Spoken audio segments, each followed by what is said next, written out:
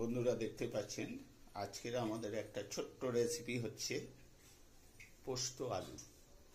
প্রথমে আমরা মিক্সচার মেশিনে বেটে নেব আদা, কাঁচা লঙ্কা ও পোস্ত।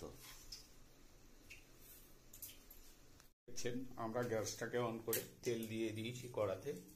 এরপরে কালো জিরে পরিমাণ মতন দিয়ে দিচ্ছি।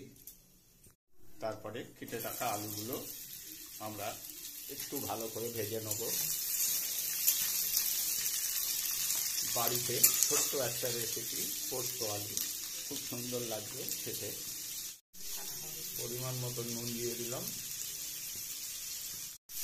অল্প স্লাইস একটু হলুদ দেবেন, জাস্ট একটু রং হবে, একটু হালকা কাশ্মীর লঙ্কা, সামান্য একটু চিনি দিয়ে দিলাম। দেখতেই পাচ্ছেন বন্ধুরা কত সুন্দর আলুটাকে আমরা ভেজে নিচ্ছি। এরপরে আমরা পোস্ত বাটাটা দিয়ে দিচ্ছি।